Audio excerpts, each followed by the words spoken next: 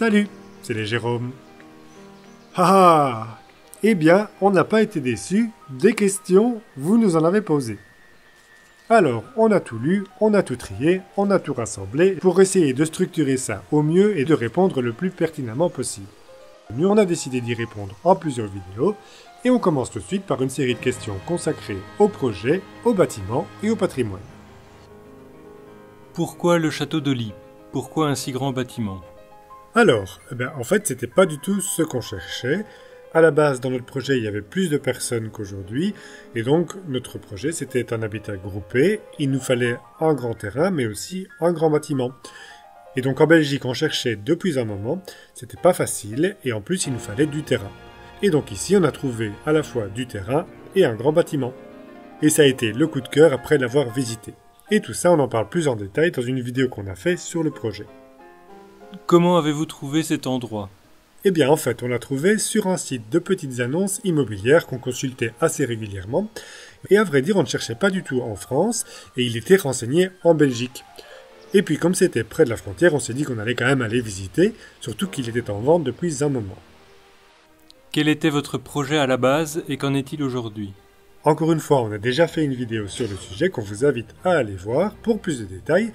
Mais en gros, l'idée, c'était le retour à la terre, plus d'autonomie, développer une petite ferme et pourquoi pas aussi des activités à la fois liées à notre philosophie ou style de vie.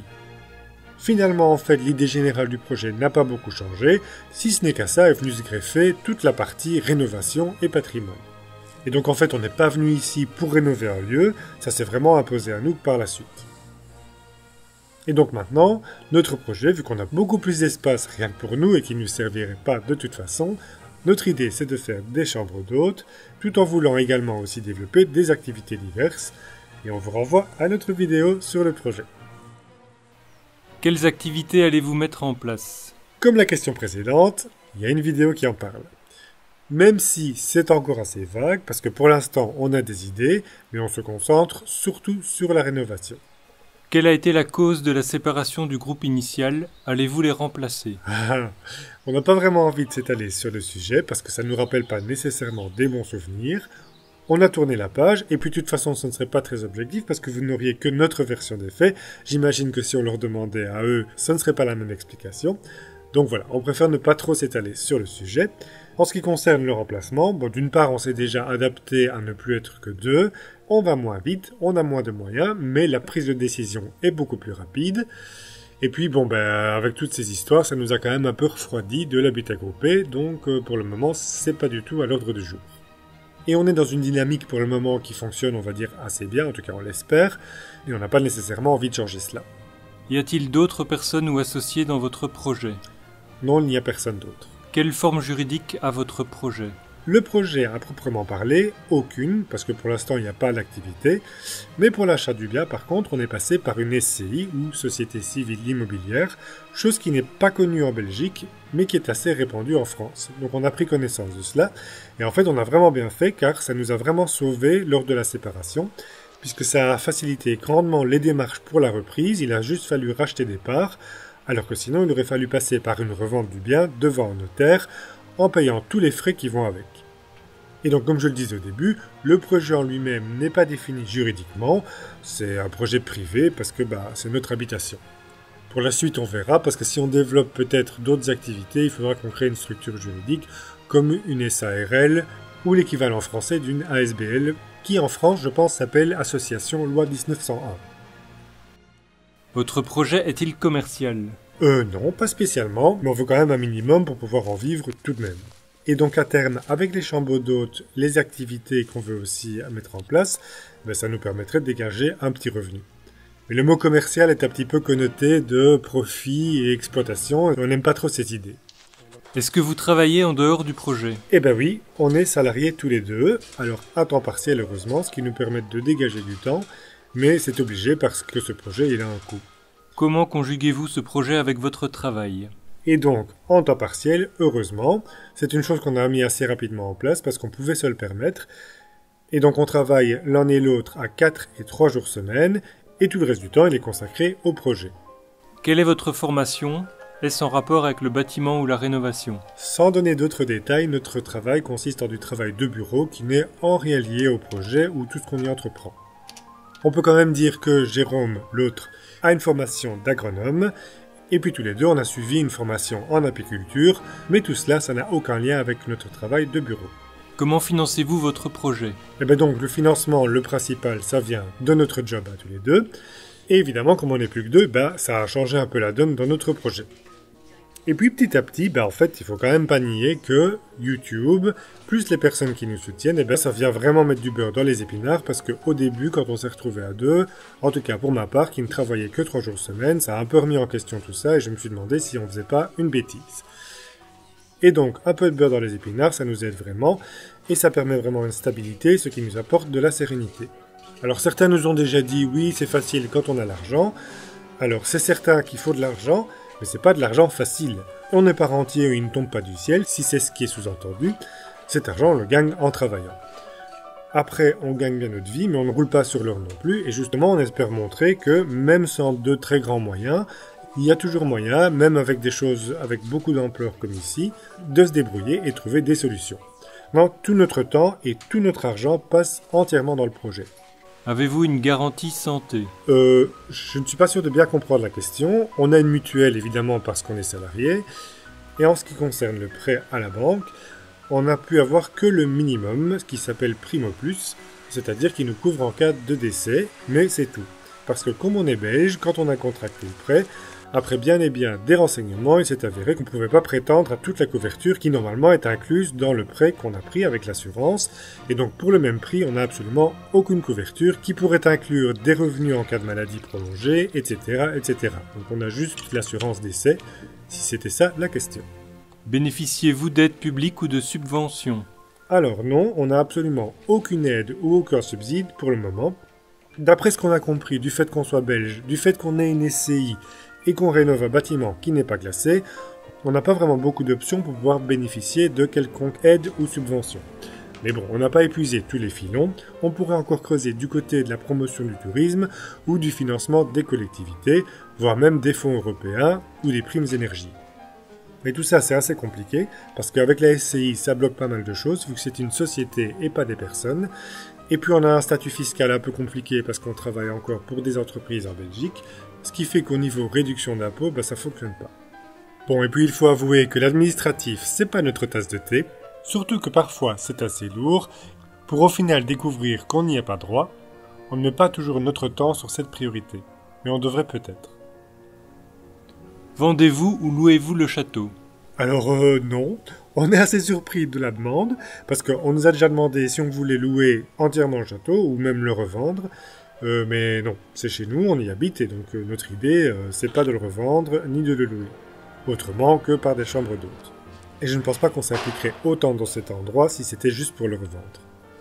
Combien avez-vous acheté le château de Ly? Il était en vente à 360 000 €. Comment avez-vous estimé le budget nécessaire avant l'achat? On n'a pas vraiment fait un grand plan budget avant l'achat, on avait une idée de ce qu'on pouvait mettre pour après. Il ne faut pas oublier qu'on était plus de personnes à ce moment-là, donc c'était beaucoup plus flexible. On avait tous quelques économies et on comptait déjà se donner beaucoup de temps pour pouvoir faire les choses par nous-mêmes. Donc la question du budget n'était pas vraiment centrale dans nos démarches quand on cherchait à plusieurs, c'était vraiment plus une question d'espace et de taille d'habitation qui pouvait satisfaire à notre demande. Dans notre idée, de toute façon, à l'époque, c'était de pouvoir faire une transition, de garder nos emplois et de financer progressivement des travaux, tout en faisant les choses par nous-mêmes. Et avec le recul, de toute façon, ça a l'air difficile de faire un budget pour ce genre de projet, avec toutes les surprises sur lesquelles on va tomber. C'est vraiment difficile d'estimer sans savoir ce qu'il va y avoir comme désordre.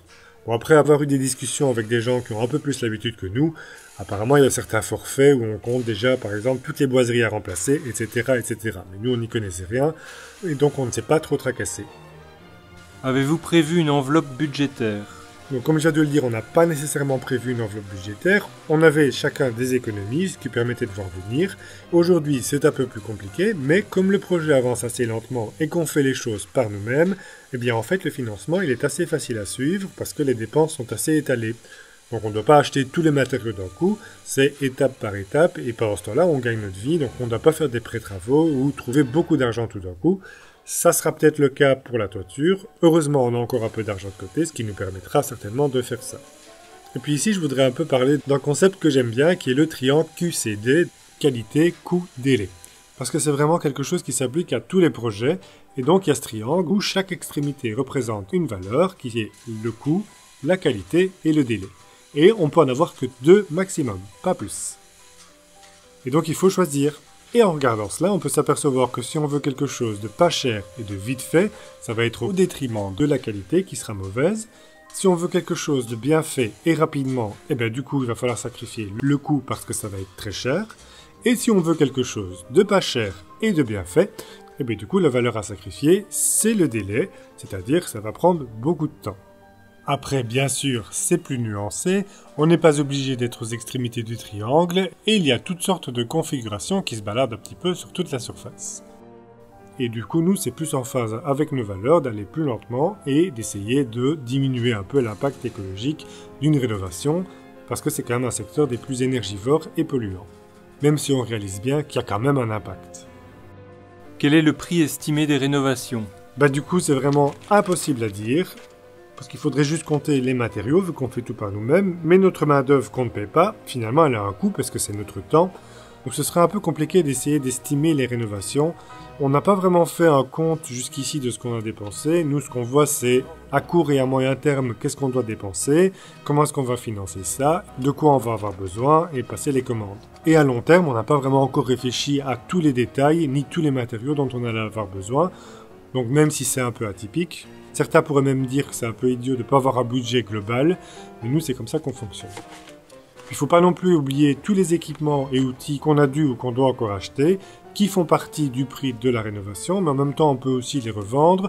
Pour beaucoup c'est de la récup ou de la seconde main. Donc voilà, c'est un peu compliqué. Pour donner une idée en tout cas globale du prix, ça ne représenterait absolument rien parce que chaque situation est différente. Certains vont avoir les outils à disposition, il y en a dans la famille, donc c'est difficile de donner une idée objective. Par contre, un truc qu'il faut se rendre compte avec nous, c'est que pour l'instant, tout ce qui est rénovation, on le fait sur une moitié de la maison. Il y a encore l'autre moitié, dont on n'a pas encore découvert les surprises, même si on pense qu'il y en aura moins. En tout cas, on sera beaucoup mieux préparé. Peut-on vous soutenir financièrement? Oui, on n'en parle pas spécialement, mais on a en place le financement participatif, il y a les liens à la fin de nos vidéos. Je n'ai pas d'argent à vous donner, comment puis-je vous aider? Alors c'est très gentil comme intention, mais encore une fois, vraiment personne ne doit se sentir obligé de donner. C'est d'ailleurs la raison pour laquelle on n'en parle pas trop dans nos vidéos.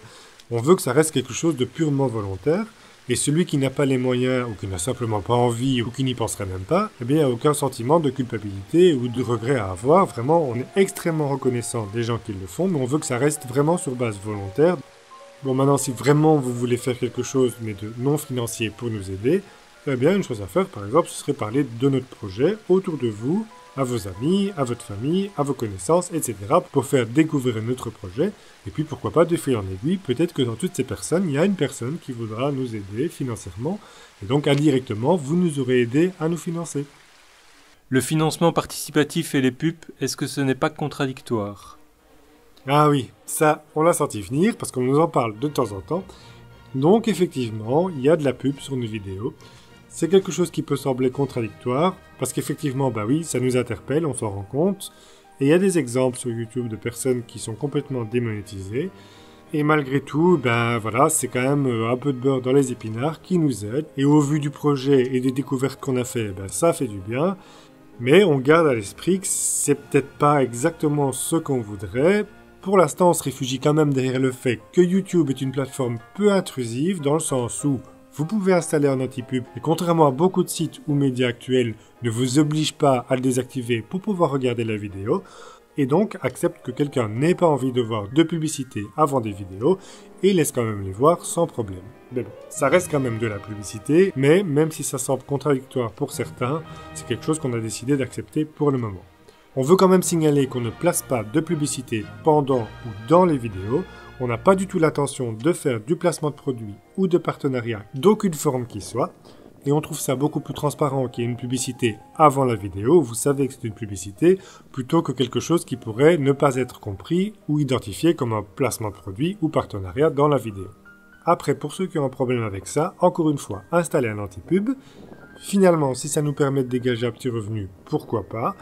Et même pourquoi pas, si la chaîne continue de grandir et les financements participatifs, pouvoir libérer plus de temps et quitter un de nos emplois pour pouvoir se consacrer entièrement au projet. C'est sûr que si un jour le financement participatif peut entièrement financer notre projet, eh bien une des premières choses qu'on fera disparaître, c'est la publicité. Mais on n'en est pas encore là. Quel niveau d'autonomie visez-vous? Alors il faut être assez attentif avec ce mot autonomie, surtout la définition, parce que ce qu'on ne veut pas, c'est vivre en autarcie.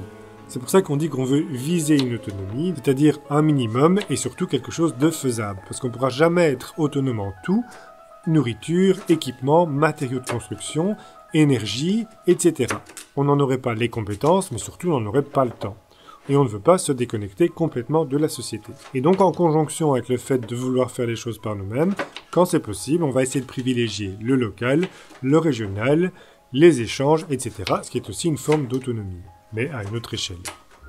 Mais donc pour quand même répondre à la question sous certains aspects, niveau alimentaire, on est déjà complètement autonome en miel forcément, et en légumes, sauf ail et oignons. Parce qu'on en consomme vraiment beaucoup, il faudra en planter énormément pour être autonome. Mais évidemment, on ne parle que de légumes, parce que pour tout ce qui est céréales, produits laitiers, café, huile, etc., déjà on ne pourra jamais produire tout cela. Certaines choses, c'est vrai qu'on pourrait s'en passer.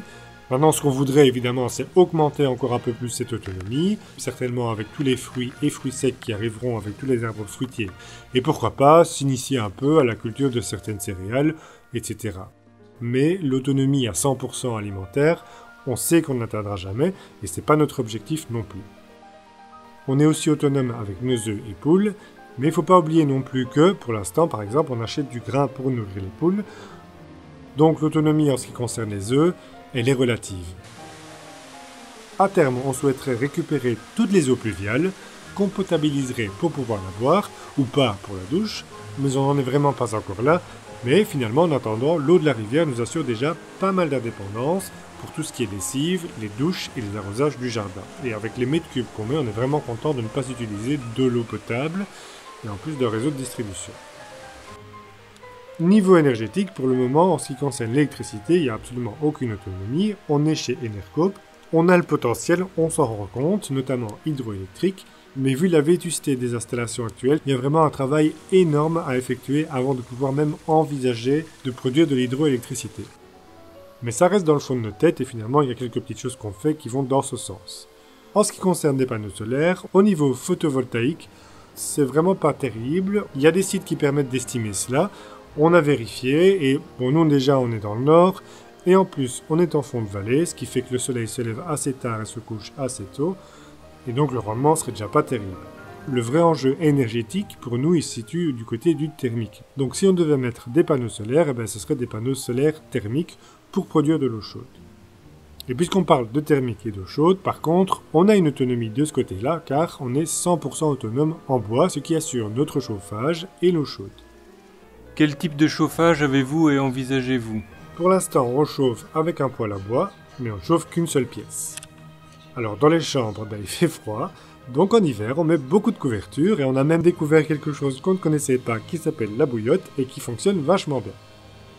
Puis bon, nous on venait de notre ville avec nos appartements chauffés, mais en fait finalement on s'est aperçu que c'était assez facile de revoir ses standards à la baisse et on s'habitue très bien au froid.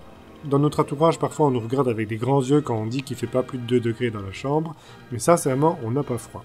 Alors chauffer toute la maison sans isoler, ça n'aurait absolument aucun sens pour le moment. Tout le bois qu'on coupe y passerait d'un coup. Mais à terme évidemment, on ne veut pas qu'il gèle dans la maison, ce qui arrive ici chaque hiver. On ne veut pas chauffer partout et tout le temps, et surtout des températures de pièces de vie, mais un minimum pour tout de même éviter certaines aversions thermiques, ce qui fait que parfois en hiver il fait plus chaud dehors que dedans, et là il y a toutes sortes de problèmes qui arrivent et ce qu'on voudrait éviter. Et donc pour éviter cela, une isolation aidera et un système de chauffage minimal pour garantir l'habitation hors gel.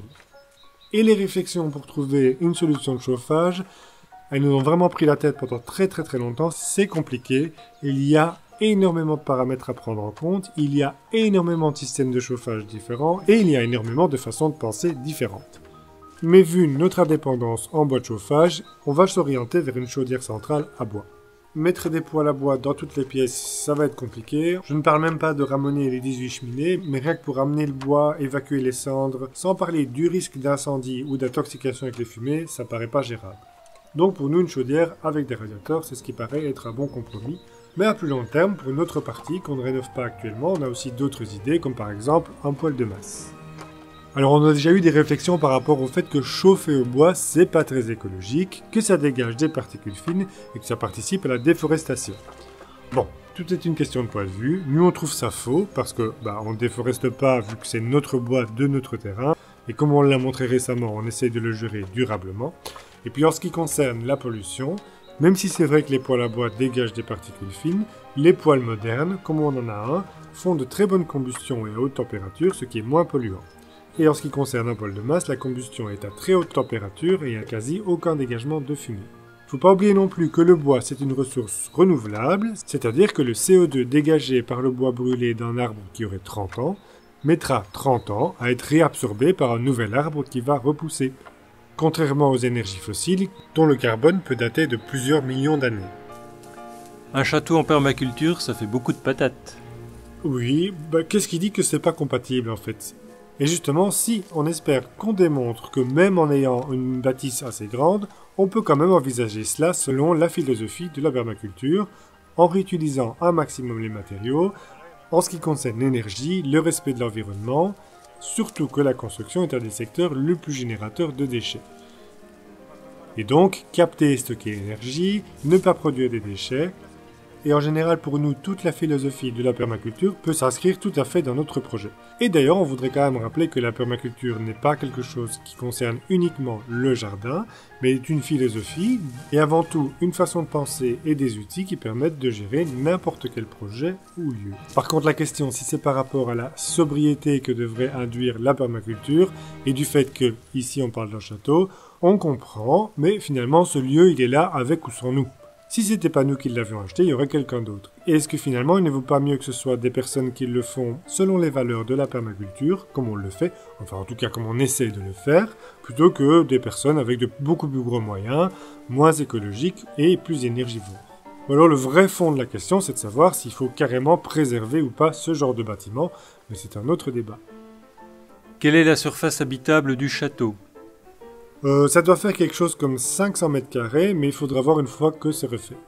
Et puis alors pour l'instant, les 2 tiers ne sont pas vraiment habitables. Pourrait-on voir les autres parties du château et l'endroit où vous habitez ?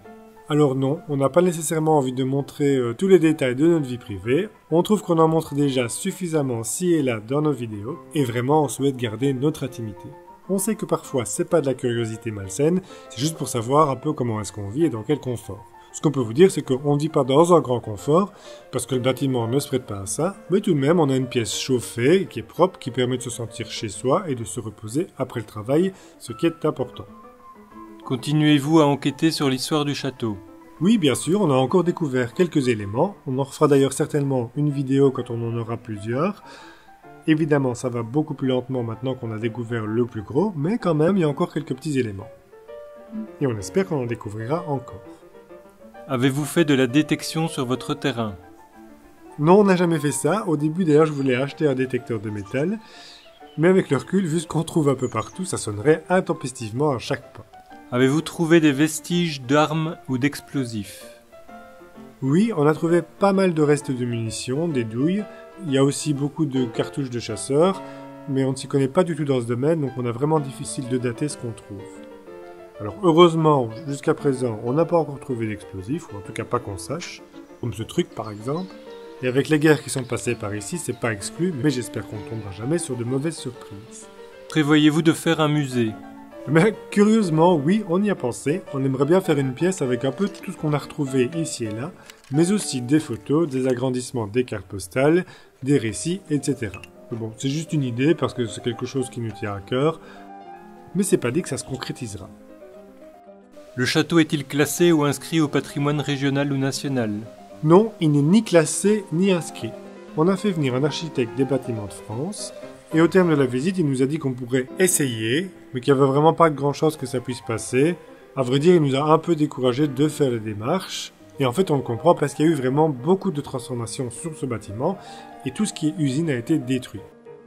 Et il nous avait fait remarquer aussi que sur la carte cadastrale de 1837 qu'on vous a déjà montré, le bâtiment n'a pas encore sa forme actuelle. Et en plus, il ne reste plus grand-chose d'origine de l'époque de la filature, sans compter que maintenant tout est emballé dans un crépissiment, etc., etc. Devez-vous respecter certaines règles urbanistiques? Du coup, suite à la question précédente, on n'a absolument aucune obligation, puisque le bâtiment n'est même pas inscrit, ce qui est très peu contraignant. Et au niveau des règles urbanistiques des environs, il n'y a pas vraiment quelque chose de spécial, à part bien sûr les procédures classiques de demande de permis, comme on l'a fait pour fermer l'ouverture qu'on a murée, et rouvrir les fenêtres œil de bœuf, ce dont on a fait la demande mais qu'on n'a pas encore fait. Comment conjuguer modernité et préservation du patrimoine? C'est effectivement quelque chose à laquelle on pense, et c'est d'ailleurs ce qui a fait qu'on a fait le choix d'une isolation par l'intérieur et pas par l'extérieur, pour par la suite pouvoir restaurer la façade. C'est ce qui fait aussi qu'on n'a pas envie de placer des panneaux solaires sur le toit principal. Si on doit placer des panneaux solaires, ça devra se faire sur une remise ou ailleurs. Alors après, en ce qui concerne la préservation du patrimoine, elle s'arrête en général à l'aspect extérieur du bâtiment, en tout cas aux yeux de l'urbanisme. Tout ce qui est intérieur, c'est privé. Mais évidemment, on peut très bien concilier les deux. Pour nous, pas question de revenir à quelque chose de absolument trop rustique, comme des feux ouverts, sans aucune rentabilité, et par l'occasion oublier toute notion de confort et surtout de pertinence, mais à l'inverse, on ne veut pas aller dans quelque chose de complètement diamétralement opposé, avec des techniques ou matériaux trop modernes et souvent inadaptés aux bâtis anciens. Et donc on a vraiment réfléchi à des compromis à faire, par exemple sur les châssis au rez-de-chaussée, qui comportent des volets intégrés, et qui, après les différents contacts qu'on a eu avec des menuisiers, paraissent quasi impossibles à reproduire, et donc à ce moment-là, pourquoi pas garder du simple vitrage à cet étage. Rien n'est fait, c'est juste pour illustrer que pour tous les aspects, il va falloir voir quel est le meilleur compromis. Et c'est d'ailleurs une raison pour laquelle la serre ne se situe pas juste devant le bâtiment, et qu'elle est un peu décalée vers le côté, même si c'est au compromis d'une moins bonne exposition. On ne voulait pas qu'elle soit devant le bâtiment, et que d'une certaine façon, elle le cache.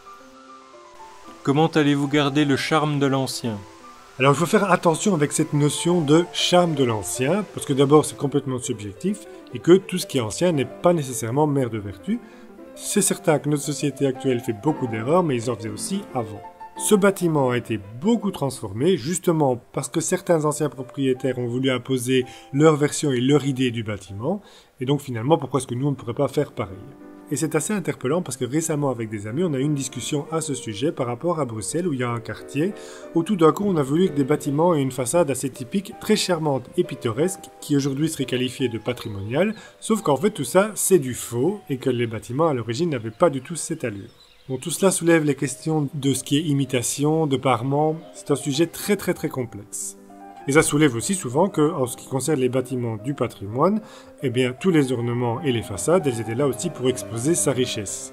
Donc c'est un sujet assez délicat. Est-ce qu'on veut restaurer cette idée d'exposer sa richesse, ou est-ce qu'on veut simplement restaurer un bâtiment pour maintenir ce qui a été construit?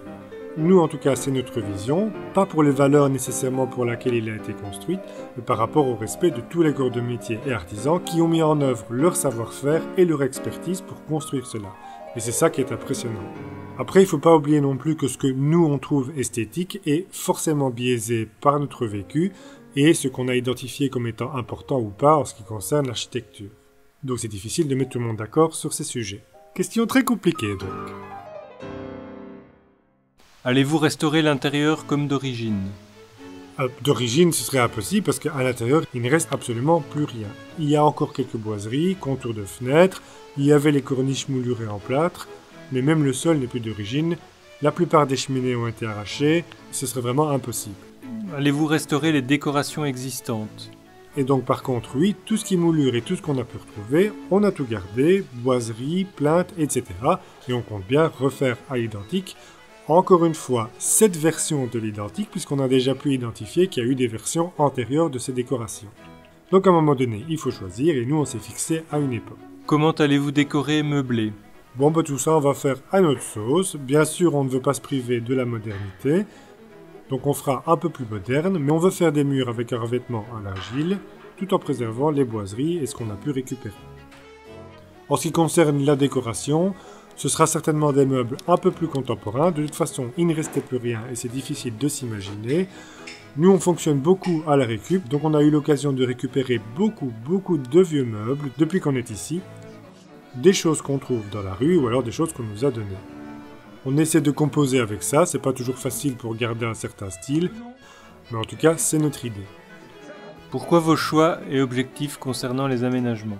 Parce qu'on aime bien ce qu'on a vu et qu'on aimerait bien essayer de le préserver, et puis comme je le disais précédemment, par respect aussi pour tous ceux qui ont fait ce travail de conception et de décoration avant nous. Mais bon, si on n'aimait pas, on n'essaierait pas absolument de reproduire cela. Et d'ailleurs, on ne va pas tout faire pour cette raison. Mais maintenant, on n'est pas architecte, donc en ce qui concerne la façade extérieure, là par contre, on essaie de garder un projet dans son ensemble, qui est la vision de l'architecte à l'époque. Pensez-vous encore découvrir des témoignages de la vie du passé? Dans le bâtiment, on pense un peu en avoir fait le tour, parce que beaucoup de choses ont déjà été refaites avant nous, comme le sol, etc. Donc il reste vraiment peu de choses qui n'ont pas encore été mises à jour, mais on est à l'abri de rien, il nous reste quand même encore une moitié de maison. Comptez-vous rénover le monument aux morts de la guerre franco-prussienne? Alors non, pas du tout, même si c'est quelque chose que Paillard a érigé après la bataille de 1870, et qu'il se situe à l'origine sur la propriété, ce bout de terrain n'est pas à nous, en tout cas c'est la commune qui se charge de l'entretien. De toute façon, le monument d'origine a complètement disparu, aujourd'hui il n'y a plus qu'une stèle. On ne sait pas très bien ce qui a pu advenir, est-ce que les Allemands pendant les 2 guerres mondiales qui ont suivi n'ont pas aimé ce symbole et l'ont fait détruire? C'est une explication qu'on a, on n'en sait rien. Qu'allez-vous faire concernant la cheminée de l'usine? Alors, la cheminée de l'usine, effectivement, c'est quelque chose qu'on voudrait stabiliser. On a fait faire un devis pour la stabiliser et empêcher que plus ne s'écroule. Et d'ailleurs, grâce au don qu'on nous a fait, on va pouvoir le faire. Et du coup, on en profite pour remercier toutes les personnes qui nous ont soutenus et grâce auxquelles cela va pouvoir se faire. Donc évidemment, le projet actuel, ce n'est pas de la remonter à sa hauteur d'origine, ce serait un autre projet d'envergure qui n'est pas à l'ordre du jour. Par contre, on a aussi réfléchi pour voir si ce serait faisable d'utiliser cette cheminée pour y tuber un conduit de cheminée, parce qu'on ferait juste à côté la chaudière centrale à bois. Et en ce qui concerne le canal souterrain? Pour le canal, rien n'est encore prévu à ce sujet. Comme pour tout, on y pense régulièrement, mais tous travaux semblent lointains. Et vu qu'il n'est vraiment pas en bon état et qu'il est souterrain, on ne parle pas de juste quelques petits travaux anodins. Jusqu'où allez-vous pousser la rénovation des bâtiments extérieurs? Alors, pour répondre à cette question, il faut qu'on fasse une différence entre les bâtiments existants, comme la remise et le poulailler, qu'on va en principe refaire ou réparer, et les restants de l'usine, dont il n'y a plus que quelques traces, et qu'on veut juste stabiliser ou rendre plus beau, mais qui ne sont pas des bâtiments en soi. Et donc, reconstruire tout, cette idée, c'était une blague, un poisson d'avril d'il y a 2 ans. Mais c'est certain que pour nous, ils font partie du projet et on veut remettre en valeur ces restants. Si vous aviez du temps et de l'argent illimité, que feriez-vous? Oui, si on gagnait à l'euro million, on peut gagner de l'argent, mais par contre, on ne peut pas acheter du temps, parce que c'est ça qui nous manque le plus. Donc qu'est-ce qu'on ferait? Finalement, on ferait un peu ce qu'on veut faire. On restaurerait la turbine hydroélectrique, le canal souterrain, on reviendrait à la façade d'origine, y compris l'échéancie, on ferait remettre en verre toute la verrière avec les motifs d'origine, etc., etc. On n'irait pas trop vers des choses qui nous paraîtraient un peu extravagantes, comme faire mettre une piscine, etc. Disons qu'en fait, tout ce qu'on a en tête et toutes les idées qu'on a, ce serait juste certain que ça se ferait, et plus rapidement. En fait, de nouveau, on revient à ce triangle, et donc il nous faut plus de temps pour pouvoir faire tout nous-mêmes, mais le temps, ça ne s'achète pas, ou alors plus d'argent pour faire plus. C'est sûr qu'il faut un peu rêver de temps en temps, mais on préfère quand même continuer notre petit bout de chemin et faire ce qu'on peut. Et voilà pour cette première partie de la vidéo consacrée aux questions que vous nous avez posées. On espère que ça vous a plu et qu'on y a répondu du mieux qu'on pouvait. La suite, c'est pour plus tard. En attendant, portez-vous bien et à bientôt.